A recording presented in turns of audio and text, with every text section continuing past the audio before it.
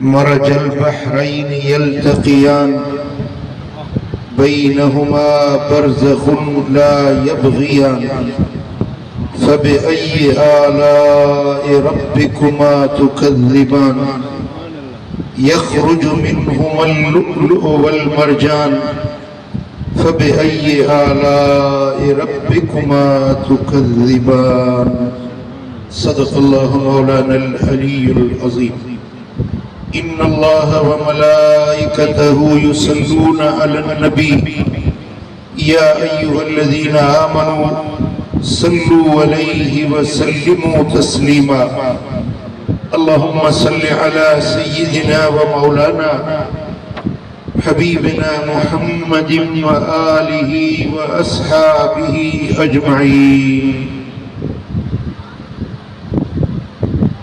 عزیزان محترم، اللہ تبارک و تعالی ہم سب کی اس محفل میں حاضری اپنی بارگاہ میں قبول و منظور فرمائے۔ جام برادران نے جو یہ محبت سے محفل سجائی ہے، اللہ ان کے رزق میں، عزت میں، دین اور مال میں برکتیں عطا فرمائے۔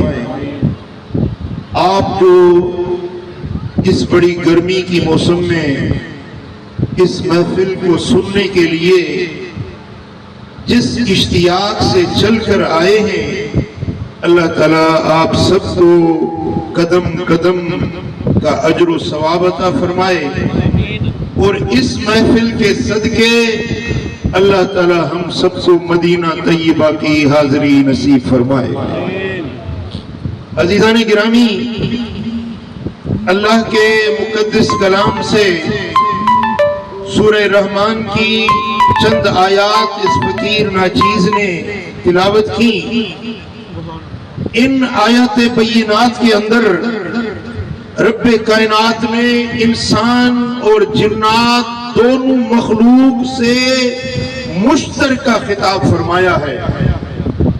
جنات کو اور انسان ذات کو اللہ تبارک و تعالیٰ نے اپنے احسانات، اپنے جو اللہ رب العالمین نے بندوں پر، انسانوں اور جنوں پر اپنے لطف و کرم فرمائے ہیں، وہ گنوائے ہیں ایک ایک کر کے کہ اے انسانوں، تم اپنے رب کی کس کس نعمت کا انکار کرو گے؟ میں نے اتنی بڑی نعمتیں تم پر کر دی۔ ان آیات میں رب کائنات نے فرمایا مرج البحرین یلتقیان، اللہ نے دو دریاؤں کو ساتھ ساتھ بہا دیا ہے۔ دو دریا ہیں جو کٹھے بہتے ہیں، دو دریا ہیں جو مل مل کر بہتے ہیں۔ یلتقیان، یہ آپس میں جڑے ہوئے ہیں، یہ بہ رہے ہیں۔ بینہما برزخ لا یبغیان، لیکن ان دونوں دریاؤں کے درمیان ایک پردہ ہے کہ ایک دریا دوسرے پر چڑھتا نہیں ہے، ہر کوئی اپنی اوقات میں بہ رہا ہے۔ پانی کی عادت ہے، ادھر کا پانی آ جائے تو مل جاتے ہیں، آپس میں تفریق نہیں رہتی، لیکن یہ عجیب دریا ہے، ایک ادھر کا پانی ہے، ایک ادھر کا پانی ہے، لیکن ایک دوسرے میں ملتے نہیں ہیں۔ اور رب کائنات نے فرمایا فَبِأَيِّ آلَاءِ رَبِّكُمَا تُكَذِّبَانِ، اے انسانوں، اے جنوں، بس تم اپنے رب کی کس کس نعمت کا انکار کرو گے؟ یہ دریاؤں کا بہنا، ان کا آپس میں اکٹھے ہو کے بہنا، یہ جنات کے لیے، یہ انسان ذات کے لیے میرا اتنا بڑا احسان ہے کہ تم اس کا انکار نہیں کر سکتے۔ اور آگے رب ذوالجلال نے فرمایا یخرج منہم اللؤلؤ والمرجان، یہ جو دونوں دریا بہتے ہیں ان میں سے موتی اور مرجان نکلتے ہیں، ہیرے لال جواہر ان دونوں دریاؤں میں سے نکلتے ہیں۔ پھر رب نے فرمایا فَبِأَيِّ آلَاءِ رَبِّكُمَا تُكَذِّبَانِ، اے انسانوں، اے جنوں، بس تم اپنے رب کی کس کس نعمت کا انکار کرو گے؟ یہ دریاؤں کا بہنا تم پر نعمت، اس دریاؤں میں سے ہیرے اور موتی اور مرجان کا نکلنا، یہ تمہارے لیے رب کی رحمت، تم اپنی رب کے کس کس احسان کا انکار کرو گے؟ بولو ہم اپنے رب کے احسانات کو مانتے ہیں، انکار نہیں کرتے۔ جو مانتے ہیں ذرا ہاتھ کھڑا کریں۔ اللہ کے احسانات کو مانتے ہو؟ رب ذوالجلال نے لا تعداد احسان کر دیے کہ گننا چاہو تو گن نہ پاؤ، شمار کرنا چاہو شمار نہ کر سکو، لکھنا چاہو لکھ نہ سکو، اتنے احسانات رب ذوالجلال نے کر دیے۔ لیکن ان آیات میں رب فرماتا ہے یہ دونوں دریا جو تمہارے درمیان میں نے بہائے ہیں یہ اللہ کی بڑی نعمت ہے، ان میں سے جو موتی مرجان نکل رہے ہیں یہ تمہارے لیے بڑی رب کی نعمت ہے۔ اب یہ دریا کون سے ہیں اور نکلنے والے موتی مرجان کون سے ہیں؟ اللہ اکبر کبیرہ۔ تفسیر سالبی، تفسیر در منصور اور تفسیر فیض القدیر، یہ تینوں تفاسیر لکھتے ہیں کہ ان دونوں دریاؤں میں سے مراد ایک دریائے فتوت ہے جو مولا علی شیر جلیل ہے، ایک دریائے تقوی و طہارت ہے جس کو خاتون اطہر فاطمۃ الزہرا کہتے ہیں۔ یہ دونوں دریا اللہ نے ملا دیے۔ اے انسانوں، اے جنوں، یہ تم پر اللہ کا احسان ہے، اللہ کا ایک اکرام ہے تمہارے اوپر کہ تمہارے اوپر اللہ نے یہ فضل فرمایا کہ یہ دونوں دریا تمہارے درمیان ہیں۔ اور یخرج منہم اللؤلؤ والمرجان، ان میں سے موتی اور مرجان نکلتے ہیں، ان میں سے مراد ہے الحسن والحسین۔ یہ موتی اور مرجان ہے۔ کتنا بڑا رب کا کرم ہے، کسی نبی کو، کسی نبی کی امت کو ایسا موتی اور مرجان کا شرف نہ ملا جو حضور کے صدقے اس امت کو یہ موتی اور مرجان ملے ہیں۔ سبحان اللہ۔ میرے دوستو، میرے بھائیوں، رب کائنات کا یہ احسان ہے کہ حضور کا گھرانہ، مدینے والے آقا کا گھرانہ ہمیں ملا، اور اس گھرانے سے جو محبت رکھتا ہے، جو اس گھرانے کی غلامی کرتا ہے، خدا جانے رب ذوالجلال نے یہ اعلان کر دیا ہے کہ المرء من احب، جو جس سے محبت کرتا ہے وہ اس کے ساتھ جنت میں جائے گا۔ اگر آپ کی حضور کے گھرانے سے محبت ہے، حضور کے اہل بیت اطہار سے محبت ہے، تو یقین جانیے، یقین مانیے، روز محشر آپ کا حشر، آپ کا نشر حضور کے گھرانے سے ہوگا، حضور کے گھرانے کے ساتھ ہوں گے۔ میرے آقا نے فرمایا ایک دن حضور صحابہ کرام کے درمیان تشریف فرما ہوئے، ایک ہاتھ میں امام حسن تھے اور ایک ہاتھ میں امام حسین کا ہاتھ پکڑا ہوا تھا۔ مسجد نبوی میں آئے، اپنے کاشان نبوت سے چل بگر ہوئے، ایک طرف امام حسن، ایک طرف امام حسین، اور بیچ میں امام الانبیاء۔ ذرا توجہ کریں، یہ منظر کیسا حسین ہوگا، بولے یہ منظر کیسا حسین ہوگا۔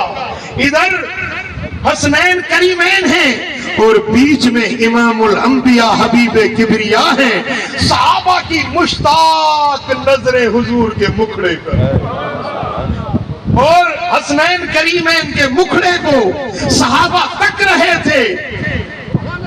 کسی نے کہا ملاقات حبیب ساڈی عید ہو گئی، ساڈا حج اکبری تیری دید ہو گئی،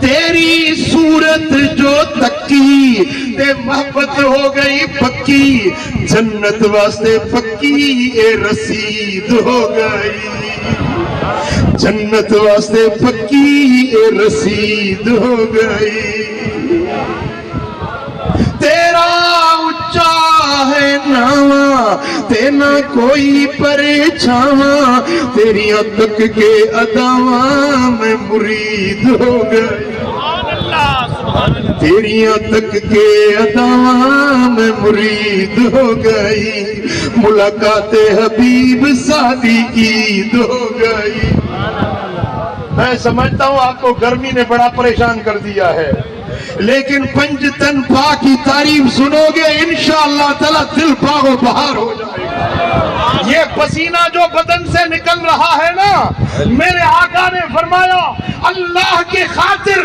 اللہ کی راہ میں جس بدن سے پسینہ نکلتا ہے اس بدن پر جہنم کی آگ حرام کر دی جاتی ہے گھبرائے نہیں یہ پسینہ بھی خیر و برکت ہے آپ میرے بات کا جواب دیں مجھے پتا چلے کہ آپ میری بات سمجھ رہے ہیں پڑھیے صلی اللہ علیہ یا رسول اللہ صلی اللہ علیہ یا رسول اللہ ادھر امام حسن ہے ادھر امام حسین ہے اور بیچ میں میرے آقا جلوہ نما ہے صحابہ کی مشتاق نظریں ان تینوں مکھڑوں پر لگی ہوئی تھی اچانک زبان نبوت ہلی کان متوجہ ہوئے ذہن متوجہ ہوئے میرے آقا نے فرمایا کہ سنو من احبنی واحب هذین واباہما وامہما کان معی فی درجتی یوم القیامہ اے میرے صحابہ سنو اے میرے امتی سنو اے میرے کلمہ پڑھنے والوں سنو جس نے مجھ سے محبت رکھی اور میرے ان دونوں جگر کے ٹکڑوں سے محبت رکھی حسنین کریمین سے محبت رکھی واباہما ان کے ابا جان سے محبت رکھی اور آپ کو معلوم ہے حسنین کے ابا جان مولا علی شیر جنت میری محبت حسن کی محبت حسین کی محبت ان کے ابا جان کی محبت وامہما اور ان کی والدہ ماجدہ سے جس نے محبت رکھی یعنی سیدۃ النساء فاطمۃ الزہرا نبی کی لخت جگر یہ 5 محبتیں ہو گئی بولو کتنی محبتیں ہو گئی 5 محبتیں ہو گئی میرے آقا نے فرمایا جس نے ان 5 سے محبت رکھی کان معی فی درجتی یوم القیامہ جب قیامت کا دن ہوگا یہ محبت رکھنے والا میرے ساتھ ہوگا فی درجتی میرے پڑوس میں ہوگا سبحان اللہ میرے نبی کا پڑوس چاہیے یا نہیں چاہیے حضور کا پڑوس چاہیے یا نہیں چاہیے حضور کا ساتھ چاہیے یا نہیں چاہیے میرے آقا فرماتے ہیں کان معی یہ میرے ساتھ ہوگا فی درجتی میرے پڑوس میں ہوگا سبحان اللہ یہ کیسی محبت ہے کہ آپ کو اپنے محبوب سے ملا دے گی محبوب کا پڑوس نصیب فرما دے گی میں اپنی مقدر پہ قربان جاواں مجھے پنجتن کا گھرانہ ملا کسی کو زمانے کی دولت ملی ہے، کسی کو زمانے کی شاہی ملی ہے، میں اپنے مقدر پہ قربان جاؤں، مجھے یار کا ستانہ ملا ہے۔ سبحان اللہ۔ سنی ہم کتنے بڑے خوش نصیب ہیں، ہم کتنے بخت والے ہیں۔ اس دور میں ایسے بندے بھی ہیں جن کو علی سے بغض ہے، اس دور میں ایسے بندے بھی ہیں جن کو حسنین کریمین سے بغض ہے۔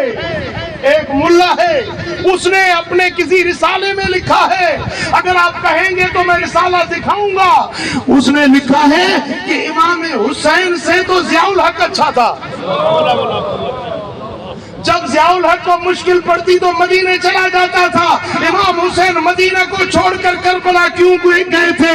ارے یہ بھی لوگ اس دور میں بستے ہیں جو اپنے آپ کو مسلمان بھی کہتے ہیں، اور ان کو امام حسین شہید کربلا اور جنتی جوانوں کے سردار سے ضیاء الحق اچھا لگتا ہے، لیکن سنی تم خوش نصیب ہو کہ تم اس در کے غلام ہو، اس در سے محبت رکھنے والے۔ پڑھیے صلی اللہ علیہ یا رسول اللہ، محبت سے پڑھیے صلی اللہ علیہ یا رسول اللہ۔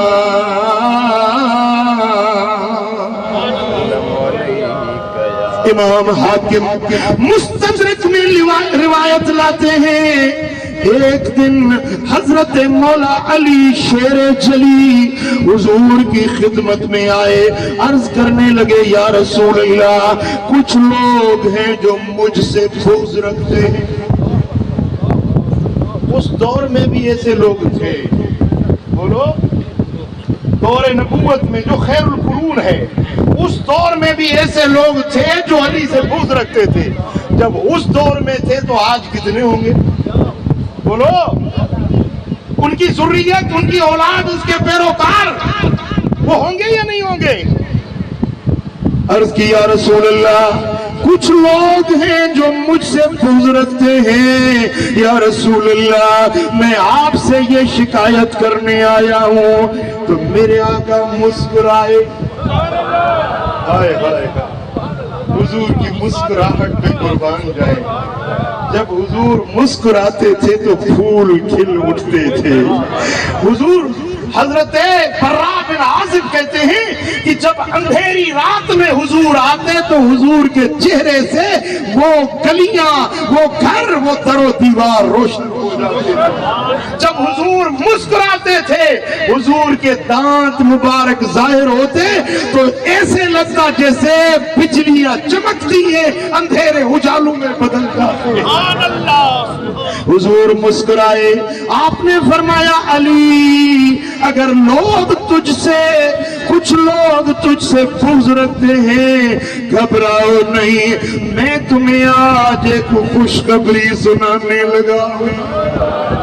عرض کی یا رسول اللہ، وہ کیا خوشخبری ہے؟ میرے آقا نے فرمایا یا علی، ان اول من يدخل الجنت انا وفاطمۃ والحسن والحسین۔ علی، جو تجھ سے بغض رکھتے ہیں ان کو چھوڑو ان کے حال پر، میں تمہیں خوشخبری دیتا ہوں کہ سب سے پہلے جنت میں جاؤں گا۔ انا اول اقرا باب الجنہ، سب سے پہلے جنت کا دروازہ کھٹکھٹانے والا میں ہوں گا۔ جنت نبیوں پر حرام ہوگی جب تک میں جنت میں قدم نہ رکھوں، سب سے پہلے جنت میں جاؤں گا۔ پھر جانتے ہو علی، میرے بعد، میرے پیچھے، میرے ساتھ کون جائے گا؟ علی، پہلے میں ہوں گا، پھر علی۔ علی تم میرے ساتھ ہوگے اور تیرے ساتھ تیری گھر والی اور میری بیٹی سیدۃ النساء ہوگی، ہم تینوں پھر تیرے دونوں بیٹے حسن اور حسین، ہم 5 سب سے پہلے جنت میں جائیں گے۔ اب حضور کا فرمان یہاں ختم ہوا، لیکن حضرت علی نے یہاں پر ایک عرض کی، یا رسول اللہ اگر ہم 5 اول جنت میں جائیں گے فمحبونا، یا رسول اللہ جو ہم 5 سے محبت رکھتے ہیں وہ کہاں ہوں گے؟ یہ جو ایسی غضب کی گرمی میں اپنے گھروں کو چھوڑ کر یہ محبت اہل بیت تو لائی ہے نا آپ کو، یہ حضور کے گھرانے کی محبت تو لائی ہے نا آپ کو، یہ جام صاحب والے جو یہ محفل سجائے بیٹھے یہ محبت ہی تو ہے۔ کوئی کھانے کے لیے نہیں آیا کھانا، ہر کوئی اپنے گھر میں کھاتا ہے، اللہ نے ہر کو روزی کا ذمہ اٹھا رہا ہے، یہ لوگ کھانے کے لیے نہیں آئے، یہ تو حضور کی محبت میں آئے، حضور کے گھرانے کی محبت میں آئے۔ ذرا وہ ہاتھ کھڑا کریں جو اہل بیت کی محبت میں آئے۔ آج یہ فرشتے بھی لکھ رہے ہیں، یہ لسٹ بن رہی ہے، یہ لسٹ آج مدینہ بھی جائے گی اور نجف شریف بھی جائے گی۔ سبحان اللہ۔ میرے آقا سے عرض کرنے لگے، یا رسول اللہ فمحبونا، جو ہم سے محبت رکھتے ہیں وہ کہاں ہوں گے؟ تو میرے آقا نے بڑی خوشخبری بتائی، سنو گے؟ میرے آقا نے فرمایا، یا علی فمحبونا من ورائنا، اے علی جو ہم 5 سے محبت رکھتے ہیں آگے آگے ہم ہوں گے، پیچھے ہمارے حبدار۔ سبحان اللہ۔ آج کی یہ گرمی برداشت کرنا وہاں کام دے گی، آج کا یہ محبت کا دم بھرنا یہ تمہیں آخرت میں کام دے گا۔ میرے دوستو ایک دوسری روایت ہے، امام طبرانی معجم کبیر میں اور علامہ متقی کنز الاموال میں روایت لاتے ہیں، اس حدیث کے راوی خود مولا علی ہے۔ حضرت حیدر کرار روایت کرتے ہیں، ان علی ابن ابی طالب رضی اللہ عنہ ان النبی صلی اللہ علیہ وسلم قال انا وفاطمۃ وحسن وحسین مجتمعون۔ جب قیامت کا دن ہوگا میں علی، حسن، حسین اور میری بیٹی فاطمہ ہم سب ایک جگہ جنت میں اکٹھے ہوں گے۔ ومن احبنا یوم القیامت، اور جو ہم 5 سے محبت رکھتے ہیں وہ ہمارے ساتھ ہوں گے۔ نأکل ونشرب حتی یفرق بین العباد، ہم جنت کی نعمتیں کھا رہے ہوں گے، ہم کوثر اور سلسبیل کے پانی پی رہے ہوں گے، محشر کا میدان ہوگا، گرمی ہوگی، لوگ گرمی میں تپ رہے ہوں گے، لیکن ہم 5 اور ہمارے حبدار جنت کی نعمتیں کھا رہے ہوں گے، پی رہے ہوں گے، حتی یفرق بین العباد، یہاں تک کہ اللہ تعالیٰ لوگوں کا فیصلہ کرے گا، جو ہم سے بغض رکھنے والے ہیں ان کو جہنم میں بھیجا جائے گا، جو ہم سے محبت رکھنے والے ہیں وہ ہمارے ساتھ جنت میں جائیں گے۔ صلی اللہ علیہ یا رسول اللہ से पढ़िए सल्लल्लाहु अलैहि या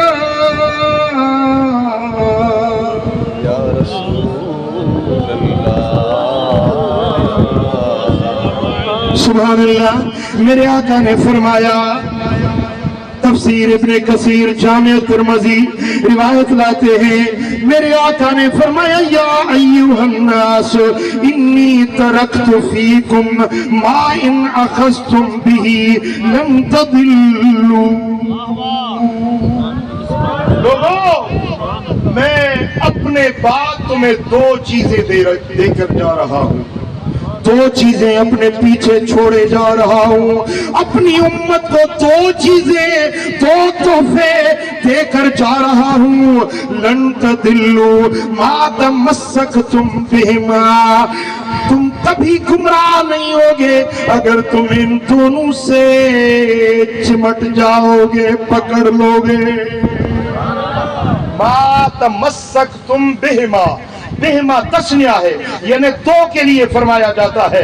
मेरे आका ने फरमाया कि दो चीजें देकर जा रहा हूं, अगर इन दोनों से चिमट जाओगे कभी गुमराह नहीं होगे।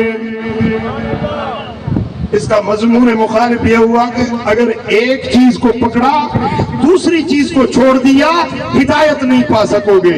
हिदायत तब मिलेगी जब दोनों को पकड़ लोगे, दोनों से गुलामी का रिश्ता इस्तवार कर लोगे, फिर तुम्हें जन्नत मिलेगी, फिर तुम्हें अल्लाह की रजा मिलेगी। वो कौन सी दो चीजें हैं? मेरे आका ने फरमाया किताबुल्लाह व इतरती अहल बैती। एक अल्लाह की किताब कुरान मजीद तुम्हें देकर जा रहा हूँ और एक मेरे अहले बैत।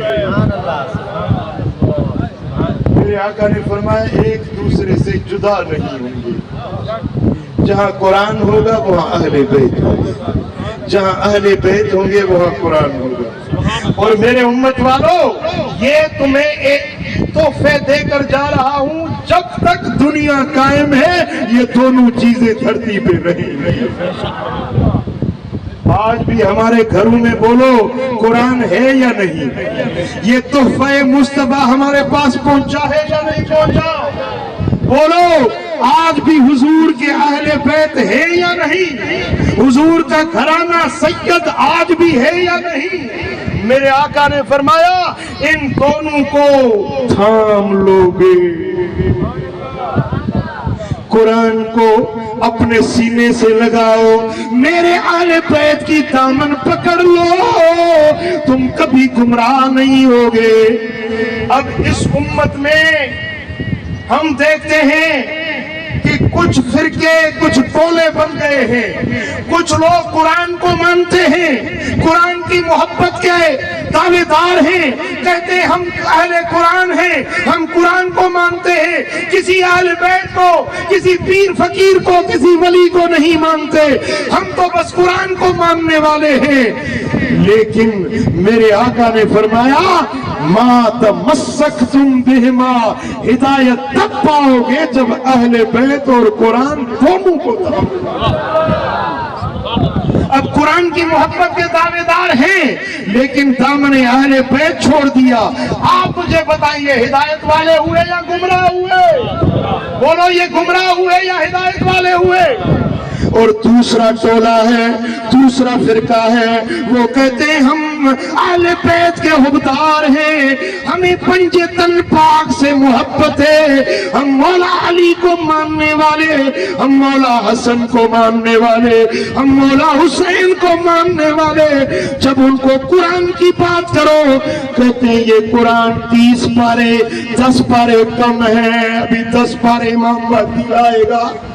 वो कुरान को नहीं मानते, अहले बैत को मानते हैं, कुरान को नहीं मानते। लेकिन एक जमात है जो कुरान को भी मानती है, जो अहले बैत से भी मोहब्बत रखती है, वो जमात अहले सुन्नत है। ये نشانی ہے، دیکھ لو گمراہ کون ہے اور ہدایت پر کون ہے۔ میرے بھائیو، اللہ نے عقل دی ہے۔ آج لوگ کہتے ہیں یار وہ بھی قرآن پڑھتے ہیں، وہ بھی قرآن پڑھتے ہیں، وہ کہتے ہیں ہم حق پر، وہ کہتے ہیں ہم حق پر، ہم جائیں تو کدھر جائیں؟ بھئی اللہ تعالیٰ نے عقل تو دی ہے نا۔ 3 وقت کا کھانا کھاتے ہو، یہ پتہ نہیں چلتا کہ حق کیا ہے اور ناحق کیا ہے؟ سن لو، میرے آقا نے واضح طور پر کھول کر بیان فرما دیا کہ جو میرے اہل بیت سے بھی محبت رکھے، میرے قرآن سے بھی محبت رکھے، یہ ہیں ہدایت والے۔ جو قرآن سے محبت رکھیں، اہل بیت کا دامن چھوڑ دیں، یا جو اہل بیت سے محبت کا دم بھریں، قرآن کو چھوڑ دیں، یہ دونوں فرقے گمراہ ہیں۔ ہدایت پر وہ ہیں جو قرآن پر بھی عمل کرتے ہیں، نبی کے گھرانے سے بھی محبت۔ قرآن کو پڑھو، قرآن سیکھو، قرآن کو پڑھو اور قرآن پر عمل کرو کہ یہ قرآن کیا مطالبہ کرتا ہے، قرآن تم سے کیا تقاضا کرتا ہے۔ میرے دوستو، آپ علماء کی تقریریں سنتے ہیں، بڑے شوق سے جاتے ہیں۔ تقریر سننا مقصود نہیں ہوتا، مقصود ہوتا ہے کچھ حاصل کرو، سیکھو۔ یہ علماء جو تمہیں سکھاتے ہیں، جو بیان کرتے ہیں، ان کو سیکھو، اس پر عمل کرو، پھر تو تمہارا مجلس میں جانا بھی بار آور ہوا۔ بھائی سنا اور کپڑا چھاڑ کر چلے گئے، عمل نہیں کیا، تو میرے دوستو یہ کیسا سننا ہوا، یہ کیسی مجلس میں شرکت ہوئی کہ آپ نے قرآن کو سنا اور عمل نہ کیا۔ رب طال للقرآن والقرآن یلعنہ، بہت سارے قرآن کے پڑھنے والے، قرآن کے سننے والے ایسے بھی ہوتے ہیں جو قرآن کو پڑھتے ہیں، قرآن سنتے ہیں، لیکن قرآن ان پر لعنت کرتا ہے کہ تم قرآن پڑھ رہے ہو، عمل کیوں نہیں کرتے؟ قرآن سن رہے ہو، عمل کیوں نہیں کرتے؟ میرے دوستو، آج یہ عہد کریں کہ جس محفل میں جائیں گے، جو بات حق کی، سچ کی سنیں گے، اس پر بولو عمل کریں گے۔ ہاتھ کھڑے کرو، بولو اس پر، قرآن پر عمل کریں گے، اور حضور کے گھرانے سے بھی، میرے آقا کے گھرانے سے بھی۔ سبحان اللہ۔ سنو، یہ سید ہے، یہ آل رسول ہے، چاہے وہ کیسا بھی ہے، لیکن نبی کا گھرانہ ہے، اس سے محبت رکھو۔ میرے آقا نے فرمایا جو میری آل سے، میرا کوئی بھی بچہ میرے گھرانے سے، کسی بھی سید سے تم نے احسان کیا، اچھائی کی، وہ تمہارا مجھ پر قرضہ ہے، یہ قرضہ قیامت والے دن میں خود اتاروں۔ ہمارے سندھ میں ایک بزرگ گزرے، حضرت مخدوم سرور نوح رحمت اللہ علیہ، 9 لاکھ کی گودڑی سے کہتے، 9 لاکھ مرید تھے اس دور میں، ان کے 9 لاکھ۔ حضرت سرور نوح رحمت اللہ علیہ، یہ بھی چھوٹے بچے تھے، ان کے باپ بڑے زمیندار تھے، بڑے مالدار تھے، اولاد نہیں ہوتی تھی، پھر دعائیں کر کر کے، دعائیں، یہ بچہ پیدا ہوا جس کا نام رکھا سرور نوح رحمت اللہ علیہ۔ یہ چھوٹے بچے تھے، ایک دن بچوں کے ساتھ کھیل رہے تھے تو ایک سید وہاں سے گزرا، لیکن سید کا چہرہ اترا ہوا تھا، بڑا غمزدہ پریشان چہرہ لیے جا رہا تھا۔ تو حضرت سرور نوح رحمت اللہ علیہ جو بچوں سے کھیل رہے تھے نا، کھیل کو چھوڑا اور سید کے پاس آ گئے۔ شاہ صاحب آپ کیوں پریشان ہیں؟ آپ کا چہرہ اترا ہوا ہے۔ کہنے لگے کہ میں مسکین سید ہوں، بڑا گھرانہ ہے، بیٹیاں ہیں، ان کی شادی کرنا چاہتا تھا، تیرے باپ بڑا زمیندار ہے، اس کے پاس گیا کہ میری کچھ مدد کرو، میں بیٹیوں کی شادی کرتا ہوں، لیکن تیرے باپ نے مجھے 500 روپے دے کے ٹرخا دیا، اب میں پریشان جا رہا ہوں کہ بیٹیوں کا رشتہ کرنا ہے، شادی کرنی ہے، اس لیے میں پریشان ہوں۔ تو حضرت سرور نوح رحمت اللہ علیہ نے فرمایا کہ شاہ صاحب آپ پھر واپس جائیں، ابا جان کے پاس واپس جائیں۔ پھر ابا جان کو بولے جتنی آپ کی ڈیمانڈ ہے نا وہ عرض نہ کریں، روب کے ساتھ حکم کریں، حکم کریں کہ مجھے اتنے پیسے چاہیے، اگر نہیں دیتا نا میں کھیلتے کھیلتے آ کے ابا جان کی گود میں بیٹھوں گا، میں ان کی گود میں بیٹھوں گا، پھر تم دھمکی دینا کہ اگر میری مدد نہیں کرتے تو اس بیٹے کی خیر نہیں، پھر میں گر پڑوں گا، میں زمین پر گر پڑوں گا، پھر آپ جیسے بولو گے بابا جان ایسے کرے گا، کیونکہ میں ان کا لاڈلا ہوں، بڑا مجھ سے پیار ہے ان سے، آپ جیسے کہیں گے ویسے ابا جان کریں گے۔ اب یہ مشورہ صلاح آپس میں ہو گئی۔ حضرت سرور نو کھیلتے کھیلتے آ کے ابا جان کے گود میں بیٹھے، باپ شفقت کر رہے تھے، اتنے میں شاہ صاحب پھر آ گئے، زمیندار صاحب میری مدد کرو، میں سید ہوں، میں آل رسول ہوں، میری مدد کرو۔ اس نے کہا شاہ صاحب تم نے تو دم کر دیا ہے، ہمیں جو دینا تھا وہ دے چکے، پھر کیوں آیا ہے؟ اس نے کہا میری مدد کرو نہیں تو اس بیٹے کی خیر نہیں۔ ایسے دھمکی جو دی تو وہ بیٹا جا کے نیچے گیا، اب وہ تو پہلے سے ہی مشورہ ہو چکا تھا نا، وہ بیٹا نیچے گرا، زمین پر گرا تو شاہ صاحب بھی پریشان ہو گئے، اس کا باپ پریشان ہو گیا۔ اس کے باپ نے کہا سمجھا کہ یہ بڑا کوئی سید کرامت والا ہے، یہ میرا بیٹا مر جائے گا، پٹکا اتار کر سید کے قدموں پہ رکھا، حضرت معاف کرنا، جیسے کہو گے ویسے کریں گے، سونا چاہیے پیسہ چاہیے جو چاہو گے ملے گا، میرے بیٹے کی خیر ہو۔ یہ خبر گھر میں گئی، حویلی میں گئی، وہاں سے سونا چاندی کنگن جو کچھ تھا گھر والوں نے بھیج دیا، سید کو بولو ہمارے بیٹے کی خیر ہو۔ جب شاہ صاحب کو پیسے ملے، سونا ملا، سب کچھ مل گیا، اس کی ڈیمانڈ پوری ہو گئی، بولا ہٹ جاؤ میں اب بچے کو دم کرتا ہوں۔ کان میں آ کر کہا کہ بیٹے اب میرا کام ہو گیا، اب اٹھو۔ لیکن جیسے بیٹا زمین پر گرا تھا وہ زمین پر بے ہوش ہو گیا۔ سید نے درود پڑھے، دم کیے، اس پر دم درود کیا، مگر بیٹا واقعتاً بھی بے ہوش ہو گیا، زمین پر پڑا رہا۔ سید بھی پریشان ہو گئے، باپ ماں وہ بھی پریشان ہو گئے، پوری حویلی میں پریشانی چھا گئی۔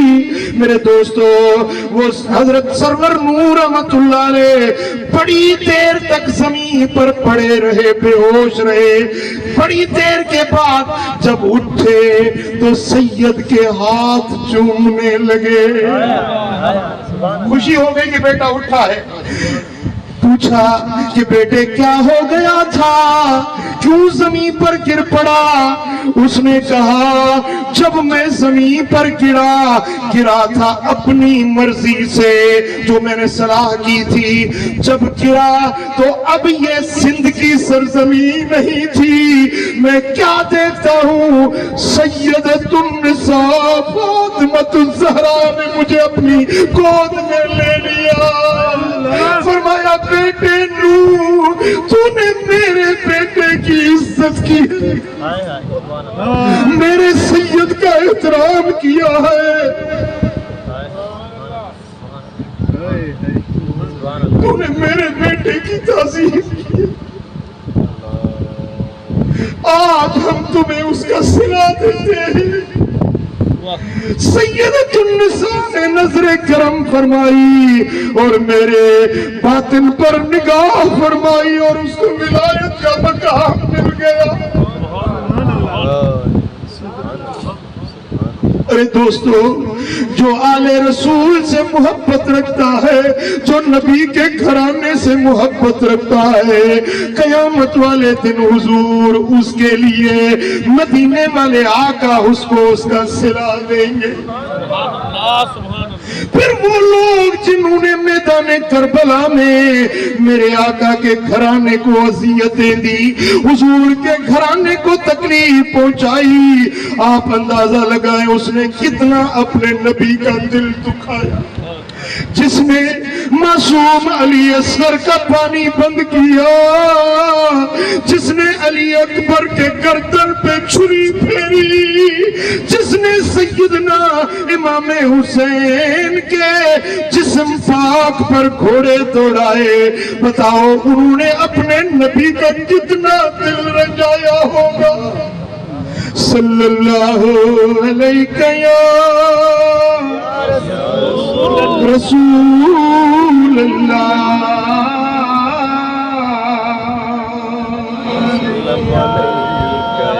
صلی اللہ علیہ یا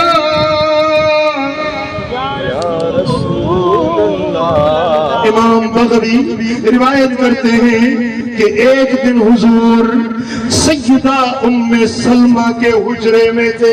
حضور کی گھر والی ہے حضرت سیدہ ام سلمہ. حضور اس کے حجرے میں ہیں. میرے آقا نے فرمایا یا ام سلمت احفظی علینا الباب لا يدخل احد. اے ام سلمہ میرے دروازے کی آج تو چوکیدار بن جا, میرے حجرے میں کسی کو آنے نہیں دینا, میں آج تنہائی چاہتا ہوں. حضرت ام سلمہ کہتی ہیں کہ میں حضور کے دروازے پر بیٹھ گئی, اندر میرے نبی ہے اور باہر دروازے پر میں بیٹھ گئی. اچانک امام حسین جو چھوٹے بچے تھے کھیلتے کھیلتے آ گئے. امام حسین آئے اور مجھے کہنے لگے کہ نانی جان میرا دروازہ کھولو, میں اپنے نانا جان کو دیکھنا چاہتا ہوں. میں نے کہا بیٹے میں کس طرح دروازہ کھولوں کہ حضور نے خود مجھے منع کیا ہے کسی کو نہیں چھوڑنا, میں حضور کی بے فرمانی کیسے کر سکتی ہوں. دروازہ میں ایسے نہیں کھولوں گی جب تک حضور خود اجازت نہیں دیتے.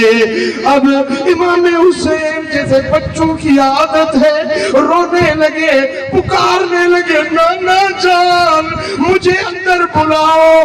جب حضور کے کانوں پر امام حسین کی آواز گئی, حضور نے آواز پہچانی کہ یہ تو میرے شہزادے میرے بیٹے حسین کی آواز ہے. آپ نے فرمایا اے ام سلمہ دروازہ کھولو, میرے حسین کا دروازہ بند نہ کرو. دروازہ کھل گیا.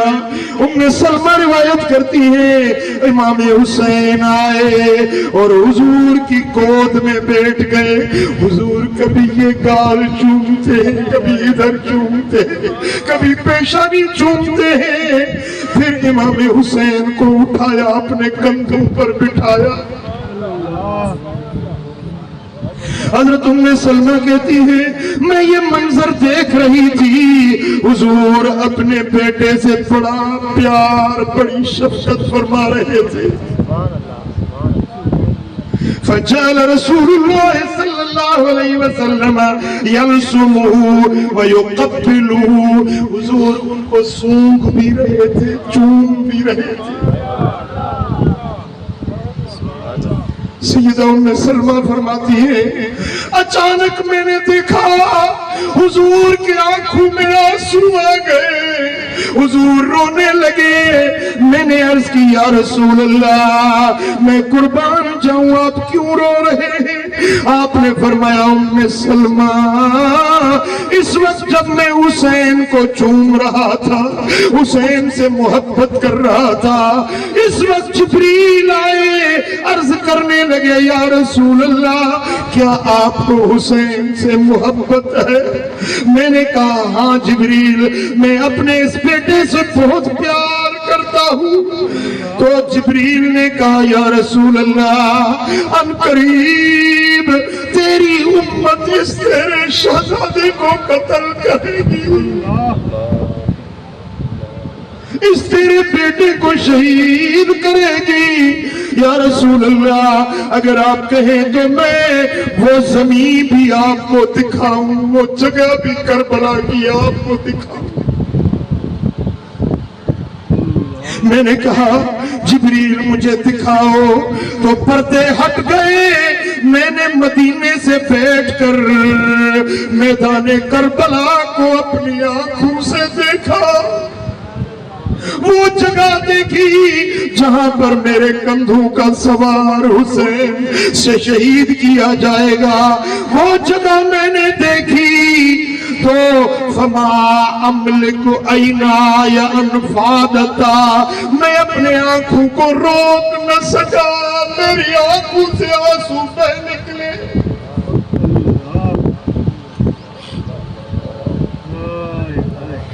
میرے دوستو، یہ پہلے آنسو تھے جو امام حسین کی شہادت پر گرے تھے۔ آج لوگ کہتے ہیں کہ حسین کے لیے تم کیوں روتے ہو، آنکھوں میں آنسو کیوں لاتے ہو؟ میرے دوستو، ہم نہ روتے اگر ہمارے نبی نہ روئے ہوتے۔ حضور کی آنکھوں سے آنسو بہ رہے تھے۔ میرے آقا نے فرمایا ام سلمہ، یہ مٹی، یہ مٹھی مٹی کی میں نے کربلا کی اٹھا لی ہے، اے ام سلمہ یہ سنبھال کر رکھنا، جس دن یہ مٹی خون میں بدل جائے سمجھنا آج میرا حسین شہید ہو گیا۔ حضرت ام سلمہ فرماتی ہے میں نے اپنے دوپٹے کا پلو سیدھا کیا، حضور نے اس پر وہ مٹی کی مٹھی رکھی، میں نے اس مٹی کو سنبھال کر رکھا۔ حضور رو رہے تھے، پھر حضور باہر گئے، حویلی سے باہر جب نکلے تو دروازے پر ابو بکر صدیق کھڑا تھا، دروازے پر حضرت عمر کھڑا تھا، دروازے پر حضرت عثمان غنی کھڑا تھا، دروازے پر حضرت مقداد کھڑا تھا، حضرت سلمان فارسی کھڑا تھا، حضرت ابو ایوب انصاری کھڑا تھا۔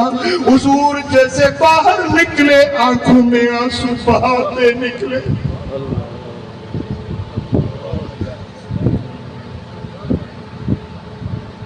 بڑے جلیل القدر صحابہ در پر کھڑے ہیں، حضور کو جب روتے دیکھا، ابو بکر نے پوچھا یا رسول اللہ آپ کیوں رو رہے ہیں؟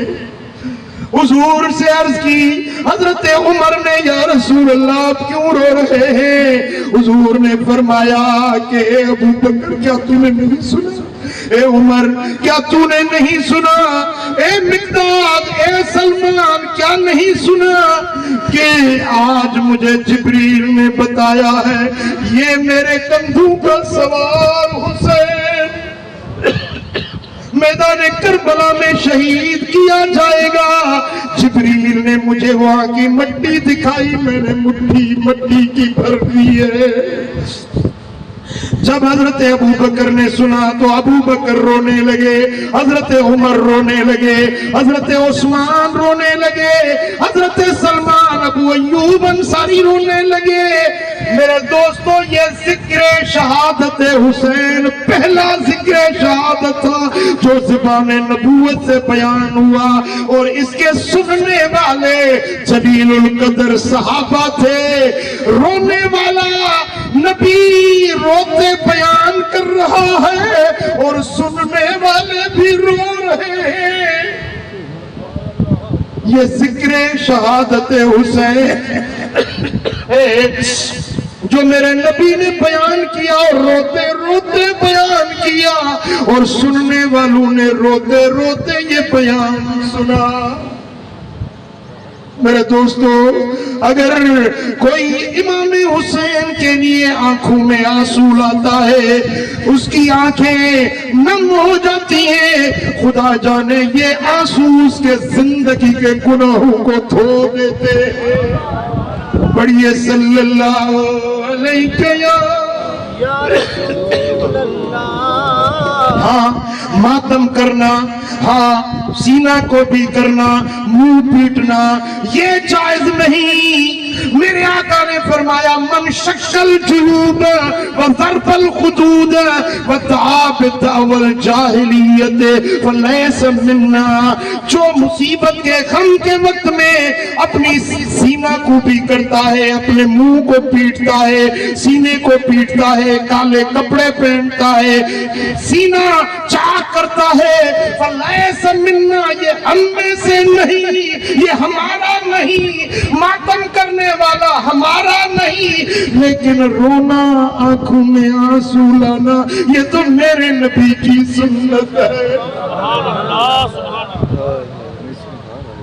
10 محرم کے دن سیدہ ام سلمہ رضی اللہ تعالیٰ عنہ روایت کرتی ہیں کہ مدینہ منورہ میں سوئی ہوئی تھی، اچانک خواب میں دیکھا حضور کا چہرہ غمزدہ نظر آیا، حضور کے چہرے پر پریشانی کے آثار نظر آئے، حضور رو رہے تھے۔ میں نے عرض کی یا رسول اللہ آپ کیوں رو رہے ہیں؟ آپ نے فرمایا کہ ام سلمہ سنا نہیں، آج ظالموں نے میرے حسین کو شہید کر دیا، میں ابھی کربلا کے میدان سے آ رہا ہوں۔ سیدہ ام سلمہ اٹھی اور وہ شیشی جس میں آپ نے وہ مٹی رکھی ہوئی تھی، جا کر دیکھا وہ مٹی تازہ تازہ خون بن گئی ہے۔ اس وقت نہ تو ٹیلی فون تھا نہ موبائل فون تھا، لیکن اسی دن ادھر شہادت ہوتی ہے، ادھر ام سلمہ کو حضور آ کر خود بتاتے ہیں۔ پورے مدینے میں خبر پھیل گئی کہ آج امام حسین اللہ کو پیارے ہو گئے۔ میرے دوستو، پھر میرے آقا حسین کی جب 10 محرم پہ میدان کربلا میں حاضری ہوتی ہے، جب آپ اپنے سواری پر چڑھتے ہیں، ایک ہاتھ میں قرآن ہے، دوسرے ہاتھ میں تلوار ہے، اور زبان پر امام حسین کے قرآن کی تلاوت جاری تھی۔ آپ یہ آیت پڑھ رہے تھے، ان ولی اللہ الذی نزل الکتاب وهو یتولی الصالحین، میرا وارث میرا اللہ ہے جس نے یہ قرآن نازل کیا، وہ رب میرا مددگار ہے۔ اے یزیدی لشکر والو، تم سارے میرے دشمن بن جاؤ، لیکن میرا مددگار میرا رب ہے، میرا قرآن میرے ساتھ ہے۔ دیکھیں وہ جو میرے نبی نے فرمایا تھا نا کہ قرآن اہل بیت سے جدا نہیں ہوگا، اہل بیت قرآن سے جدا نہیں ہوں گے۔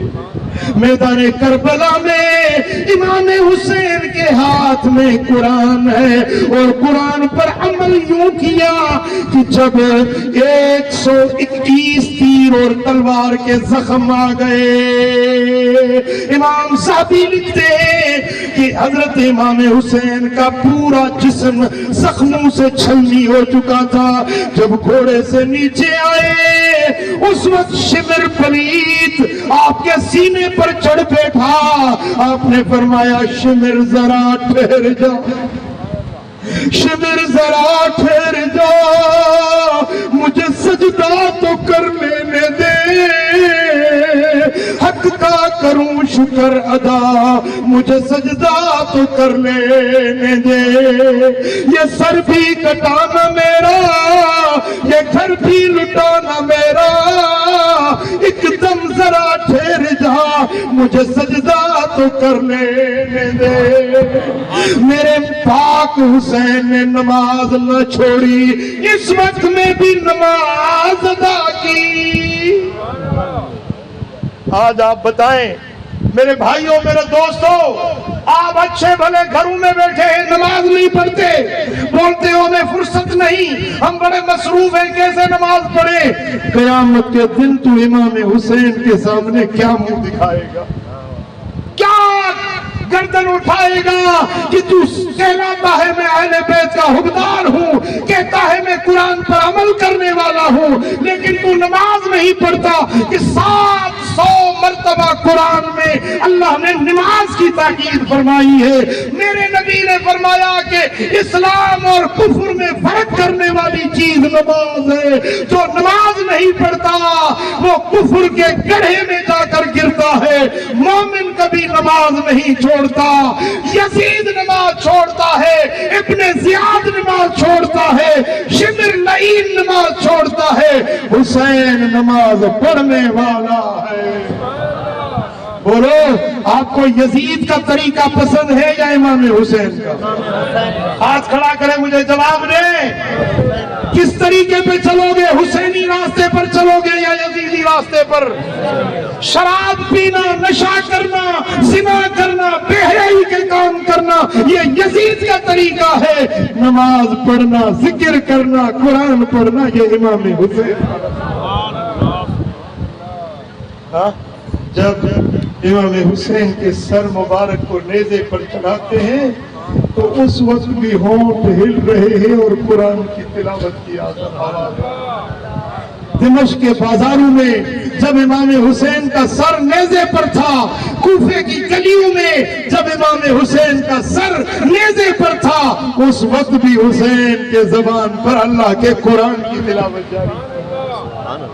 میرے دوستو، آج تیرے گھر میں گانے کی آواز ہے، ٹی وی کی آواز ہے، گناہوں کی آواز ہے، لیکن حسینی وہ ہیں جن کے گھروں میں قرآن کی تلاوت کی آواز آتی ہے۔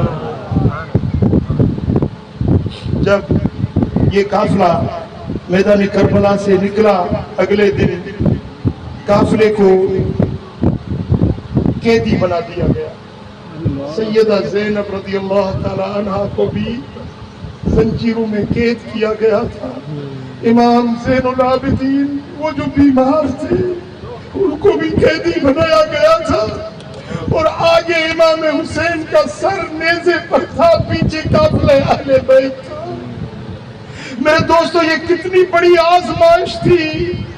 اگر کسی کا پیارا فوت ہو جائے وہ دفن ہو گیا، پھر آگے پیچھے والوں کی اللہ مدد کرے گا، لیکن وہ تو دیکھ نہیں رہے ہیں نا، وہ تو دفن ہو گیا۔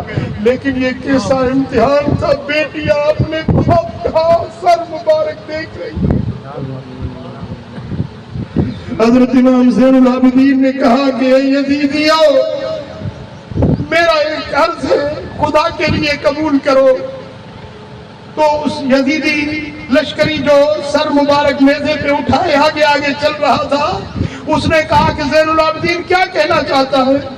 امام زین العابدین نے کہا کہ روزانہ میرے بابا جان میرے گال چومتے تھے، مجھے شفقت فرماتے تھے، تھوڑی دیر کے لیے میرے بابا جان کا سر مجھے دو، میں اپنے بابا کے پیشانی کو چومنا چاہتا ہوں۔ اس یزیدی نے کہا کہ ہاں سر دوں گا، لیکن ایک شرط ہے، اس سر کو تیرے پاؤں میں پھینکوں گا، کیا تو قبول کرے گا؟ حضرت امام زین العابدین کی رونے کی آواز آئی تو حضرت سیدہ زینب نے کہا بیٹے صبر کرو، ان یزیدیوں سے کیا تم خیر کی توقع رکھتے ہو؟ پھر جب یہ قافلہ کوفے کے شہر میں پہنچا، رات ہو گئی تھی، کوفے کے دارالعمارت کے دروازے بند ہو گئے تھے۔ جب رات ہو گئی تو قافلے کو کوفے کے جو قلعے کی دیوار تھی اس کے باہر ٹھہرایا گیا۔ رات پچھلا حصہ تھا، ایک عورت آئی، آہستہ آہستہ قدم اٹھاتے قافلہ اہل بیت کے پاس آئی اور کہنے لگی السلام علیکم یا اہل بیت رسول اللہ، اے رسول اللہ کے اہل بیت ہو، آپ پر سلام ہو۔ سیدہ زینب نے کہا کہ امی جان تیرے لفظوں سے ہمیں محبت ملی ہے، بڑے پیار بھرا تو نے سلام کیا ہے، تو کون ہے ہمیں اتنا پیارا سلام کیا ہے؟ اس عورت نے کہا کہ میں کچھ کھانے کے لیے لائی ہوں، خدا کے لیے قبول کرو۔ کچھ روٹیاں تھی، کھجور تھی، کھانے پینے کا کچھ سامان تھا، وہ جا کے سیدہ زینب کے حوالے کیا تو سیدہ زینب نے پوچھا کہ امی جان تو کون ہے؟ ہم پردیسی ہوں کی تو نے سنبھال کی، تو کون ہے؟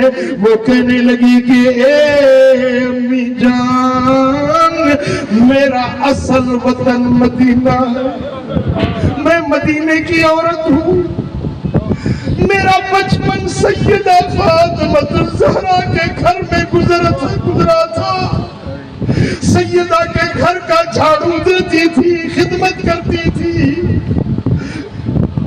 ایک دن سیدہ فاطمہ الزہرا کے گھر کو جھاڑو دے رہی تھی تو سیدہ نے مجھے بلایا، بیٹی ادھر آؤ، میں قریب جا کر بیٹھی تو سیدہ فاطمہ الزہرا نے فرمایا کہ بیٹی تیری شادی ہوگی مدینہ سے باہر، جس شہر میں تیرا بیاہ ہوگا اس شہر میں میرا قافلہ، میرے بچوں کا قافلہ آئے گا، میرا گھرانہ مظلوم اس شہر میں آئے گا۔ اے بیٹی اگر تو اس وقت زندہ ہو تو میرے بچوں کی خبر گیری کرنا۔ آج میں نے سنا ہے کہ مدینہ سے کوئی اہل بیت کا قافلہ آیا ہے، اس لیے مجھے فاطمہ الزہرا کی وہ نصیحت یاد آ گئی۔ میں یہ کھانے پینے کی چیزیں لائی ہوں۔ سیدہ زینب نے جب اپنی امی جان کی باتیں سنی زاروں قطار رونے لگی۔ پھر اس عورت نے کہا کہ جب میں مدینہ میں رہتی تھی سیدہ فاطمہ کی گود میں ایک چھوٹی بچی تھی جس کو زینب کہتے تھے، بھلا اس قافلے میں کوئی زینب ہے؟ اللہ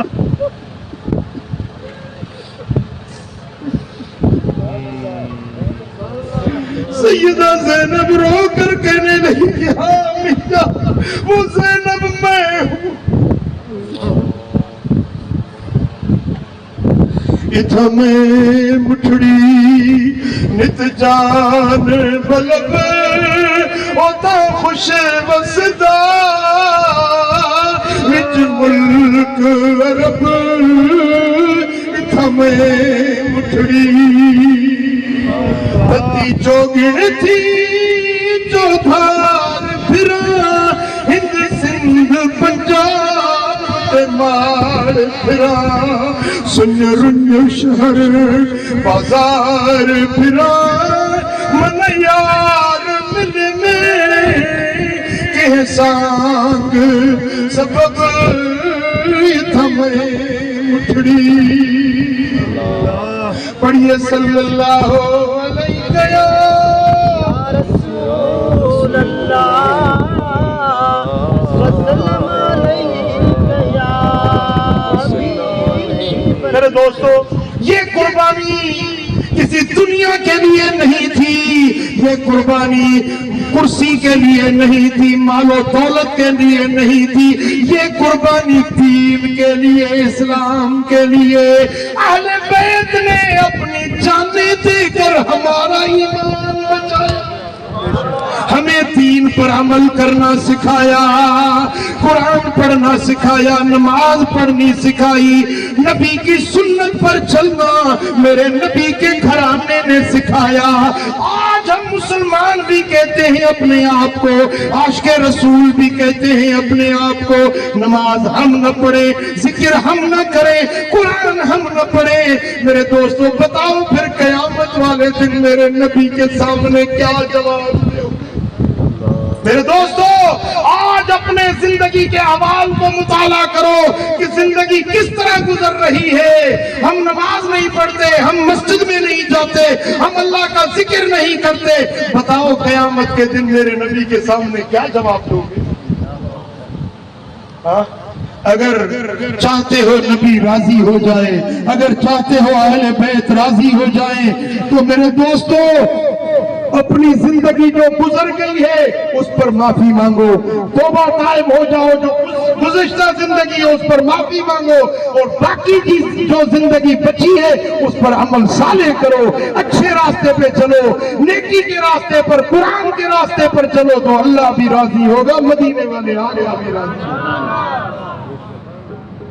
میرے دوستو اگر اعمال صالحہ نہیں ہوئے رو کر معافی مانگو، توبہ طائب ہو جاؤ۔ الطائب من الذنب کمن لا ذنب لہ، جو گناہوں سے معافی مانگتا ہے توبہ طائب ہو جاتا ہے۔ اتنا روئے اللہ سے معافی مانگتے، اتنا روئے کہ مچھر کے پر جتنا آنسو اس کے آنکھوں سے نکل جائے، پوری زندگی کے گناہوں کو اللہ تعالیٰ معاف کر دیتا ہے۔